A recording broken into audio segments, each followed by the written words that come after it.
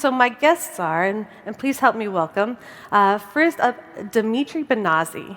Dimitri is the Chief Security and Compliance Officer at Verisec. He is seasoned in payments and cybersecurity with over 30 years of experience in the global payment ecosystem. Today, he serves as head of payment security and has for many years for many large organizations. I'd also like to welcome up Barbara Cousins. Barbara is the Chief Information Security Officer, the Chief Information Officer, the Chief Information Security Officer, and the Head of Internal Audit at Flywire. She brings over 25 years of experience in risk, security, and privacy, as well as a general understanding of legal and regulatory environments affecting the handling of information and controls across a wide array of industries. I'm also joined by James Nettesheim, the Chief Information Security Officer at Block. James has an extensive background in security and technology. He began his career as an information security engineer for the United States government. He has since led global security teams and privacy incident response at Google, has advised on cryptocurrency startups, led incident response engagements as a consultant for Mandiant, and served as a forensic investigator for the United Nations. And last but not least, we're joined by Tomás Perlines, Head of Cybersecurity Services at the Schwarz IT Group. Tomás has been leading the PCI DSS compliance program and payment security consultancy for Schwarz Group and its subsidiaries since January of 2016. Please join me and welcome these amazing leaders to the stage. Thank you all. I feel such a privilege of having you here with me today. I'll go ahead and start to frame our discussion a little bit before we get started. I will say that we're going to cover about 3 areas. The first, really around how leaders are balancing innovation, growth, but also managing risk, whether it's security or payments risk in general. We'll also spend some time talking a little bit about what's next. And before we leave, I'd like them all to share with us perhaps some advice for some of the emerging security leaders in this room. So with that, as we get settled in, I'll go ahead and get us started here. Ooh. Maybe? Okay. All right, so let's begin. So let's talk a little bit about some of maybe the pressures that executives experience on a daily basis. Payments are moving faster than ever. The pressures of growth, innovation, speed are constant. At the same time, I think everyone does recognize, right, we're not convincing anyone that security is important, I think, any longer. But there is the need to balance the business goals of growth and speed with also strong risk management. So let's start maybe with James, if I can ask you, how are you collaborating with some of your internal business partners to balance those goals of growth, perhaps growth, speed, innovation, but also balancing risk? Yeah, absolutely. So, one of our principles in the security space at Block is that security is really owned by all. Mm-hmm. And we want to make sure everyone feels bought in and committed to that promise that we're giving our customers of secure payments and secure systems overall. And one of the ways we do that with internal collaboration is 2 main principles I like to keep top of mind, which is a culture of yes, where we want to get to yes in almost all circumstances. It doesn't mean we just say yes blindly and just accept any outcome, but we say yes, and we need to do this to make this a secure solution overall. And then we default to open. We work in the open with all of our partners, with all the different teams that we're working, so they understand why we're concerned about certain things and why we're emphasizing certain solutions over others overall, and that they can learn along with us so that we can really shift completely left and really build secure by design systems at the end that benefit us all, which really speeds up innovation, growth, and product delivery at the end of the day. Your business partners feel like they're part of the team. Yeah, we're all in it together, and we're working and building together alongside one another. Fantastic. Dimitri, what are your thoughts? Well, I can only agree with James here. security must be by design. I guess they're bringing in the product owner, customers, all the parties, even sales, because obviously they are an important part in this process. It will make the product secure and available to the market in an easy way. Speed, innovation, trust, that is what we need to give.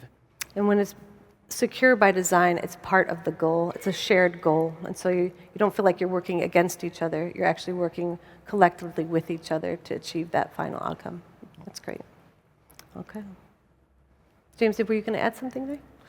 No, it's just, I really like, we hear words like secure by default a lot, and I really love secure by design as a corollary to that too. Like, you're not only delivering things with all of the right security in place, but you're building it up front with security in mind. That's right.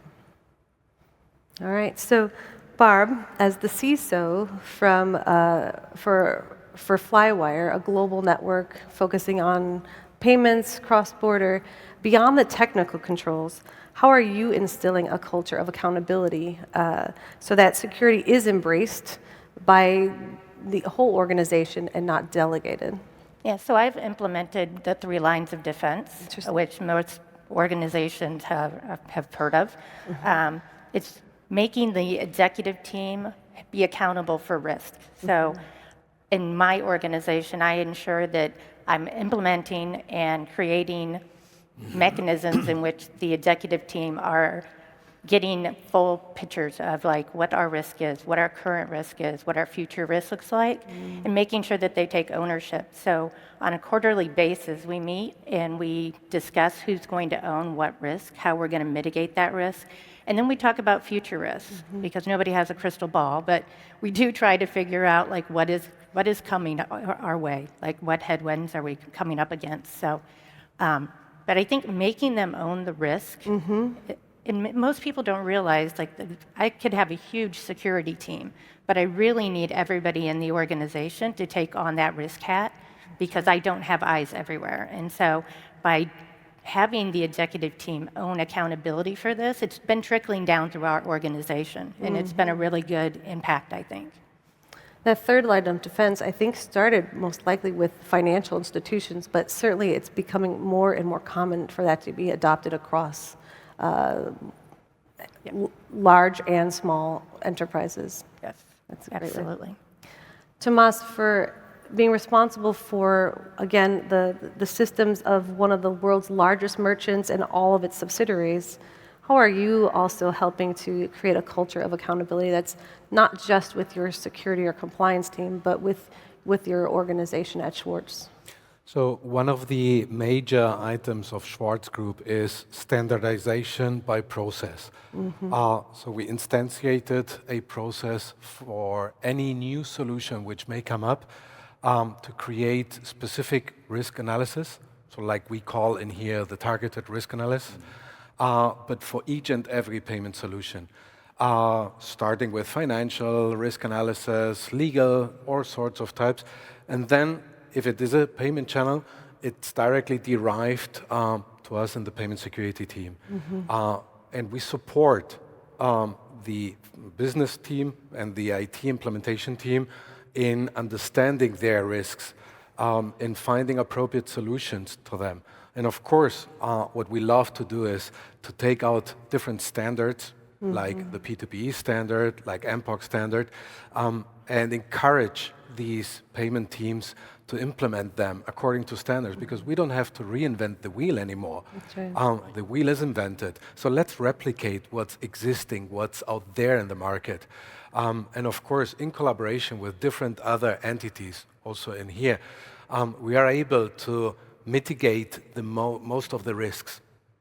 And the important thing is to understand that we are talking about, like James mentioned, yes, and let's implement additional functions. We are not considered as blockers.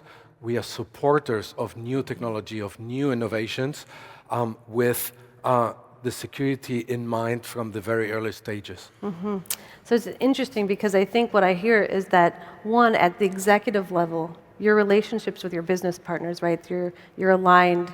There's accountability and tone from the top, but that tone from the top is also very much about you're not the office of no. And so I think that creates a bit of a credibility and a partnership and a relationship, so that when you do have to say no, or we need to slow down on and discuss, you've got those relationships and that trust and credibility to have maybe more fulsome conversations than perhaps sometimes there's tension within the lower organization, because it sometimes feels that there's competing priorities between security and compliance and the business development. I think it's really important to have established those relationships as a security officer with your CTO, to make sure that you're on the same page. I'm very fortunate to have a very good CTO in my organization, and we do bubble things up to each other, have those really hard conversations, and make sure that we're on the same page, because you are getting a lot of pressure in every different directions, and security wants to be a business enabler. We don't want to be the no, but we also have to balance that risk. And so I think it's important as anybody in these roles that you have those relationships with your executive team, that you can have those really honest conversations. That's great. And I remember 10 years ago when we analyzed deeply for the card-present payment channel how to comply to PCI DSS in such a large environment. The council developed the P2P standard, and we decided that all card-present payment solutions have to be implemented according to P2PE solutions. This wasn't easy in the first place, but we got the support from the executive committee, and now it is unthinkable. So there will not be any payment channel in the card-present space not being implemented as a P2P solution in the Schwarz group. And no one is discussing that anymore. Wow, we've come a long way. Absolutely. So along those lines, when you are working with your business partners and the security team feels like they're part of the team, have you found that you've also been able to realize the business successes? You've helped achieve the business goals faster? Like, you've fueled an innovation as being more collaborative and more aligned with your internal business partners?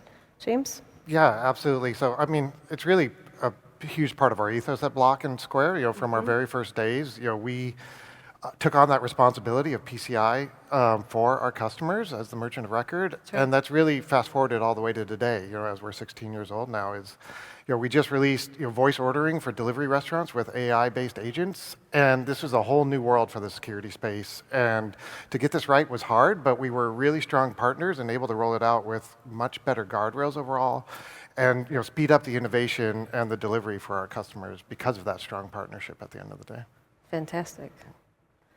Any other thoughts, Dimitri, in your world, servicing, I think, what is it, like 60 million different end users? Yeah, it is. Yeah. Trusted identities and cryptography in the cloud Yes. require a lot of a lot of job, a lot of listening what the customer are requiring. The internal team is always up to speed to understand how to make that complexity invisible for our customer. I think that Tomás was on the right spot there, talking about solution, and obviously the service provider are there to help the customer, the downstream That's customer, right. to achieve that degree of security, trust from their customer as well, and that's part of your brand. Yeah. And so that's where you're aligned at a company perspective, right? That's part of your brand, and your product reflects. Absolutely, being a conscious, That's right. technology partner for our customer, it means that we need to sustain that during their travel. Yes. And obviously make their customer trust in their solution. When we have the card holder going to the check desk, they need to tag their cards and go ahead without problem. That's what we see. Yep. Barb, how about in your global network experience? What's that like inside? Are you helping to fuel that innovation?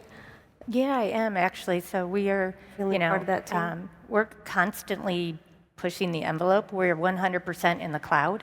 And I have very young folks that work in my industry. Yeah. And so they're constantly, introducing new technologies, new capabilities, and I know we're going to get to this at one point. I'm sure we'll bring up AI, but yeah, so it's a balancing act. It really is.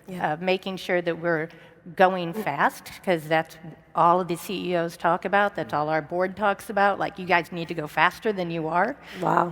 And then you're still trying to secure everything that we're doing. That's so right. it's a challenge. Constant tension. Yeah. Yeah, I would say that, I mean, speed, innovation, and trust are the three words that we need to use in these cases. I think the technology is growing fast. The speed is very, very quick, and yeah, we need to understand that part. How do your security folks feel? Does that make them uncomfortable, or are they excited about that? Well, I think it's both. Okay. I think they're super excited about it, but they're also very concerned about it. A little terrified. Yeah, because there's a lot of tools out there now. There's a lot of AI tools, and if you think about the capabilities our folks have, and I've got a lot of engineers that work in our company, because they love those tools, and it feels like it's like a whack-a-mole. Like we're saying, no, you can't use that tool. You got to use this tool. Like we try to standardize on it, but then we're blocking. So it's like a block and tackle situation. And there's risk in using tools, and makes us a little uncomfortable, but there's also a lot of risk in not using tools and not adopting and not innovating and not speeding up overall. So that's the balance that we have to try to get right. Okay. I would like to bring in another example. So if you go to a regular store and you want to pay by card, nowadays no one cares about the security because there is trust. There's trust in existing technology and the card payment terminals and in the availability of the solution. But what happens if the solution is not available? So this is a question which came up, I think, 3-4 years ago. And there is a solution out there. So if someone asks me, I need these GPRS terminals or whatever, no, there's MPOC solutions out there. So we, as the security community, we already have prepared ourselves, and we can come up with solutions, with alternatives. So let's play around, let's pilot these things, and once people at the stores get to have these devices in their hands, they say, hey, why didn't I get them 10 years before? That's right. Would have loved to get them. So this is where we, out of the security community, provide and support this innovation as well. Spurring a little innovation from the security team. No, that's great. Fantastic. Oh, I guess Tomás is raising an important question about the availability, right? If you look at the Cybersecurity Resilience Act, there are clear requirements for availability, right? So I think that from a service provider standpoint, we need to provide for instance, hybrid infrastructure to be able to supply the availability that the public require, that the industry requires. So that was a good thought. Thank you. Thank you, Dimitri. Okay, so certainly I think it sounds like your organizations have found channels, but also the relationships and the education that's necessary to continue to help balance the innovation, but also designing the security into that. And it sounds like your organizations operate as if one cohesive team, at least from the tone at the top and the culture that you've established. So as we look forward, are there certain technologies or maybe risk management frameworks that you're excited about or maybe you're concerned with? And how do you see the frontier of security evolving a bit? Barb, can I ask you to hop in there as a CISO for It would be ridiculous if I didn't say that AI is exciting. It's also very concerning. Just recently, the CTO and I partnered and we did an AI hackathon. Okay. And we did that intentionally to engage all of our employees in doing something that we could manage. We have a lot of, like I said, a lot of folks that were downloading and using various different AI tools, and we wanted to get in front of that. And we also wanted to give them an opportunity to feel like they are helping us with automation and allowing us to go fast. So we also had a contest, like they had to submit some of the work that they were doing, and we had judges that were determining whether or not we would move forward with something, but they really embraced that. And it also was very concerning to see some of the stuff that was happening. Wow. And so my security team has been pretty proactive, I would say. They've written scripts now that we can see the AI in the actual software development lifecycle process. Wow. So we can detect and stop if we need to.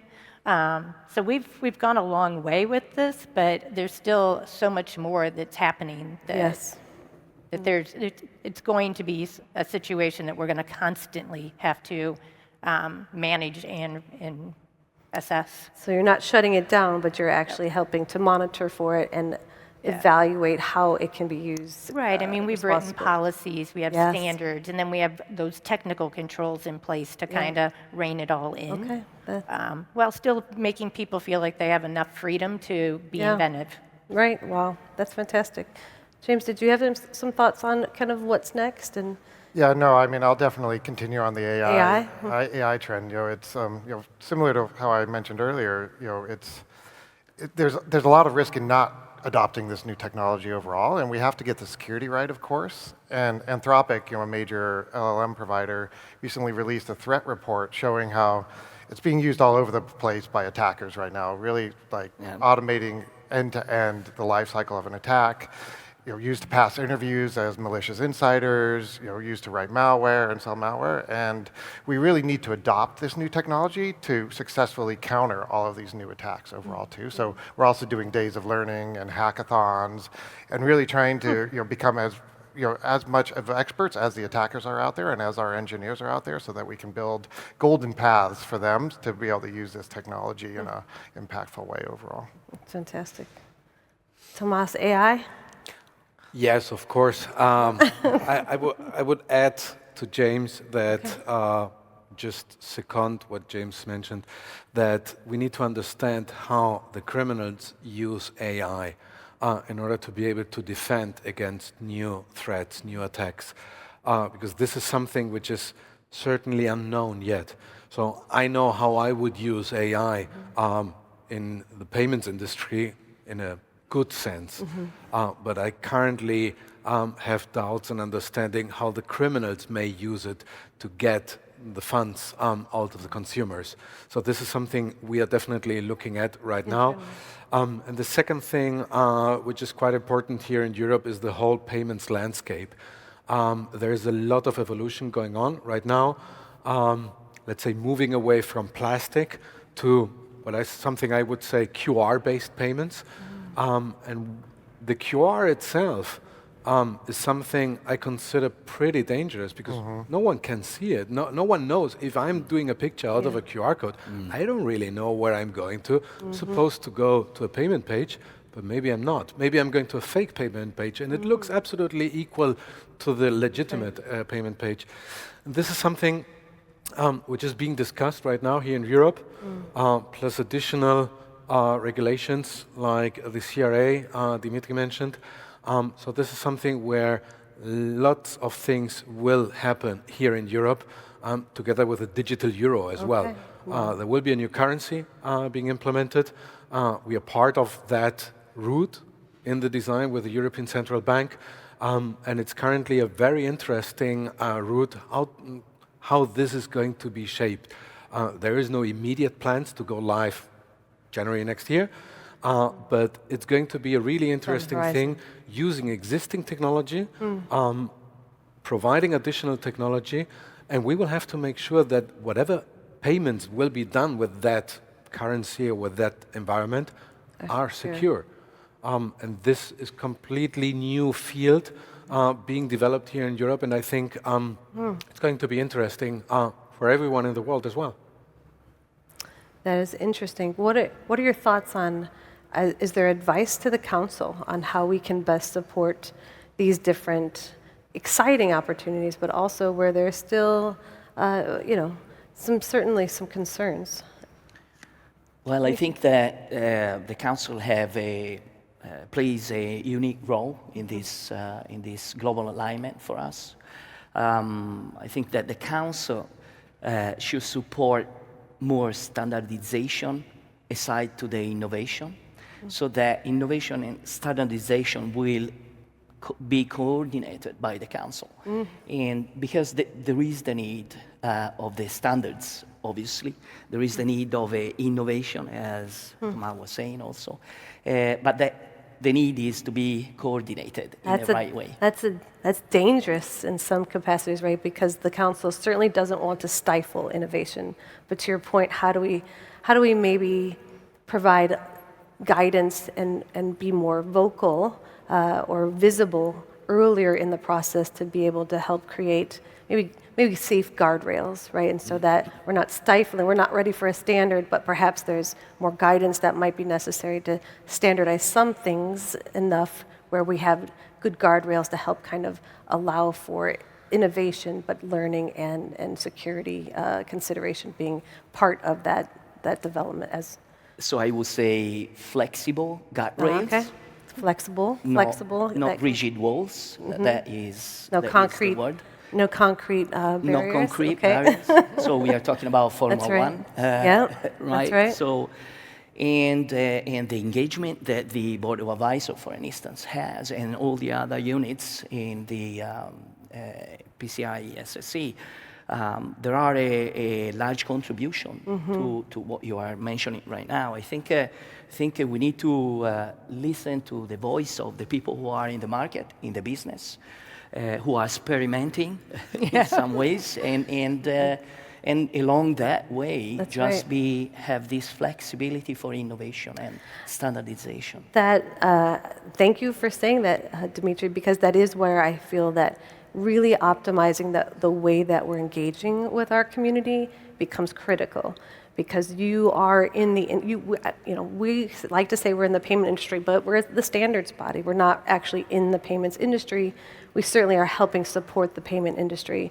And so having your voice and your expertise helping shepherd us through kind of where there might be needs for additional focus or additional guidance certainly is how we will learn and bring to our community what the industry might need at the right time, perhaps sometimes faster than we've been able to in the past. But thank you for that. And creating that space where we can work in the open together. I listening to your talk earlier about how it's really about building community and things like that. This is one of those great organizations where we all can collaborate in the open together, and That's right. we're all in this together at the end of the day, and looking for a secure outcome. That's right. I think the PCI Council has a reputation, very good reputation out there. And we need to maintain that reputation by adapting to the new trends, also in how products and solutions are being delivered and implemented. So if I look now, look back 10 years ago, between development of a solution and implementation of that solution, we might have been talking about 1 year, 1.5 years. Now solutions get implemented much faster. So we need to join this speed, maybe not overtaking it, but be able to keep up with the speed which is out there in the market. There are constantly new developments. If I look into a checkout desk at a regular store, how that looked like 10 years ago, how that looks like today, every consumer out there has seen that innovation and in turn expects even more innovation. Because we have to admit that the checkout process is one of the most uncomfortable processes. Everyone likes to buy things, but no one wants to pay things. So we need to make that comfortable, that journey of paying, that it's seamless, that no one thinks about, okay, taking out the goods, putting them on the belt, now taking out the plastic card, typing in the PIN. It must be seamless and in turn secure. And in essence, what I just want as a consumer is that I get charged whatever I need to pay, not more, of course not less. That's right. And Therefore, the integrity of the whole payment flow must be preserved, taking into account all these innovations. And this is definitely a challenge where I believe that the PCI Council, with the 16 standards, will be able to support us in this journey. That's great. That's great advice and insight. Thank you for that. Barb, any thoughts? What can the council do more of, less of, better at? Actually, I think these gentlemen had covered it pretty well. I would just say I think they have a long road in front of them because we're moving really fast, and I don't know how fast they can keep up with that. So the only thing I would say is you might need to think about staffing more. Okay. Because I think you're going to find people, like these guys said, they're going fast, innovation, that's all you're hearing about these days. And it's going to be difficult, I think, for the council to keep up with all of this. Okay. No, thank you. All right. So let me go ahead and catch us up. Well, I think we've talked a little bit about kind of how our executives are working with internal business partners to ensure that we're able to balance innovation, speed, growth, but also very focused on accountability, and that security is part of everyone's responsibility to bring their product to market. We've talked a little bit about what's coming, and of course, AI is on the mind of, I think, not just in payments, right, but specifically in payments. There's so much opportunity and so much change. We hear about agentic AI, where you're talking about just how we're using AI in our security programs. And so the council certainly didn't have a whole lot of AI on our list to do at the beginning of this year. However, that was certainly feedback that we heard from our stakeholders and have developed some guidance, published some earlier this year regarding AI and assessments, but also now we're kicking off a bit of a campaign where we can be more visible, but also bringing you to the table with us to talk to us about how you're using AI, where you see opportunities, but also advice on controls that are necessary as we begin to explore this really powerful new technology. And before we move on to our next panel, what I would like to do is also perhaps allow for each of you to share some advice with our guests here, because some of them here are perhaps emerging information security or risk managers in our payment space. And we're interested in understanding any advice that you may have for them, or even some maybe the talent gaps that you see today that might be something that they would want to take away and perhaps fuel our thoughts on kind of what's next for all of us. Barb, do you mind if I start with you? Sure. Nope. So some of the advice I would probably give is, in my career, I've had the opportunity to push security from the executive team down, but I've also experienced pushing security from the bottom up. And that is a huge struggle. And one of the things I learned early on in my career was never to come to the table without a solution. That's one really good piece of advice.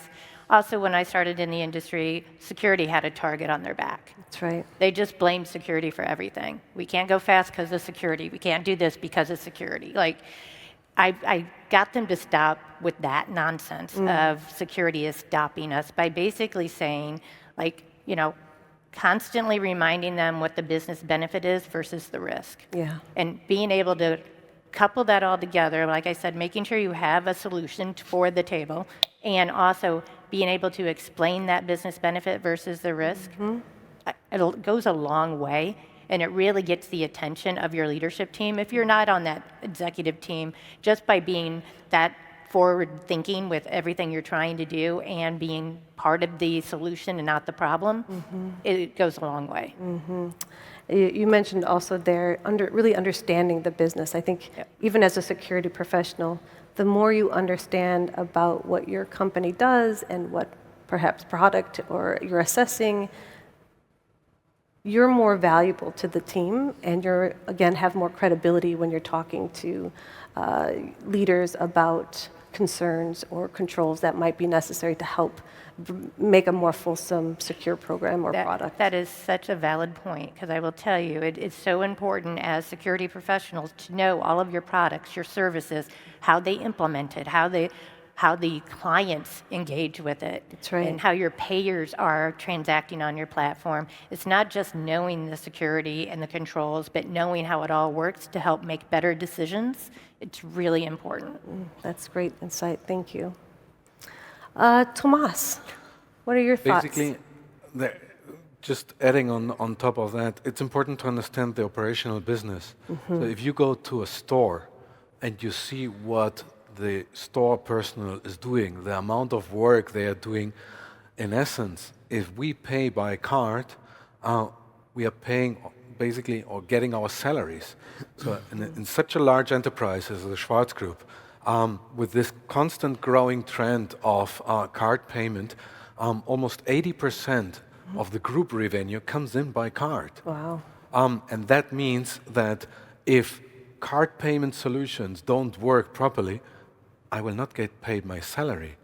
And if we understand that and tell that story to young talents, then they have a tangible answer to the question, why are we doing security? What is this risk discussion? Because for some of the young people, it might be a little bit too abstract. So what I certainly like to tell them is, let's go to a store, let's work for a day at the store, then you will understand what contribution we are doing to the team. It makes and why it that real. is important for us all in the community. So all of us want to get paid our salaries. There's no discussion about that. But we need to make sure that the income comes in the proper way, in the secure way. So that is something where I always try to reflect back to the old times, call it card-present payment channels. Let's look where what the payment terminal, these PTS, what does that mean, PTS? No, that's a secure device. It's as secure as a regular old-fashioned safe where we store the cash inside. So this device must be protected. And using tangible examples to explain the risks we are facing even today in the stores. It becomes real for them. Absolutely. No, that's wonderful.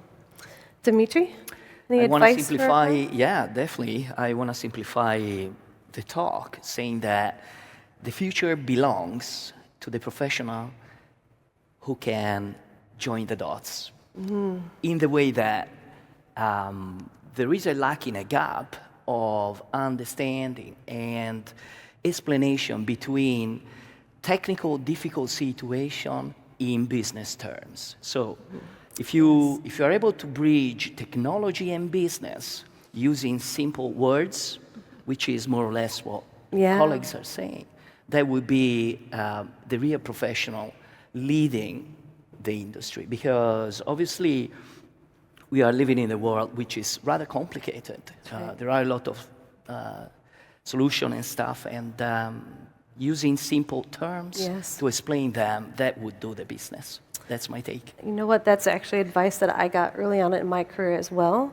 For instance, the moment my boss said that, the moment I have to start to explain the disputes process, I've lost my audience. And so being able to communicate effectively with your technologists, but also your business folks, is certainly something that requires practice, right? And so the more opportunities that you have, but if you keep that top of mind, where you're trying to ensure that you are focused on being able to potentially translate complex topics with business folks and vice versa, right? That certainly is something that has been something that I am grateful that I got early on in my career as well. That's great advice. I believe so, especially when you are talking about legal issue, security and legal issue. That's right. Working with the legal teams, it's a challenge, and obviously they don't know anything about technical stuff. You guys, you know that. So as a technician at the base, a security person, I need to impersonate a little bit the business and use simple terms for the legal team to understand. That's the great situation. advice. Fantastic. And James. Yeah, no, I mean, all great answers. I'll build off what Tomás, Barb, and Dimitri said. You know, to me, there's sort of two things that I'd keep top of mind. One is really be biased towards giving time back, both to your internal partners and stakeholders, but also to your customers. To your point about, go see how your sellers are using your products and how you can both give their teams and themselves time back in the solutions that you're building that just work, and really enabling the business. Like, we're in a unique position that we see all the different aspects of the business, whether it's the IT systems, our production systems, our legal teams, how they're working, and how we can unlock markets with a lot of our work that we're doing overall as well. And be curious overall and realize, like, with this new technology, not to harp on AI too much, but we really are all builders now, and we can all build new solutions and think about problems in completely different ways. My risk teams are building software using AI tools to help automate and mature our businesses overall and our analysis. And it really starts with curiosity, that you need to keep up with the rest of the business as they're building this, so that you aren't seen as a blocker. You can say yes and you can really accelerate and help advance all of these different areas we're working in. Wonderful. That's great advice. Well, thank all of you so much for your insights and your perspectives and your wonderful advice. Hopefully that this has been helpful for all of you as well. Certainly it's clear that the future of security certainly comes from the top, and having effective leaders being able to work collectively with your organizations, continuing to invest in the future and trying and error and creating good guardrails for faster exploration, but of course then continuing to develop the leaders of tomorrow. So thank you all for joining me on this panel. I am so privileged and honored to have had you join me this morning. Thank you. Please, a round of applause for my panel guests.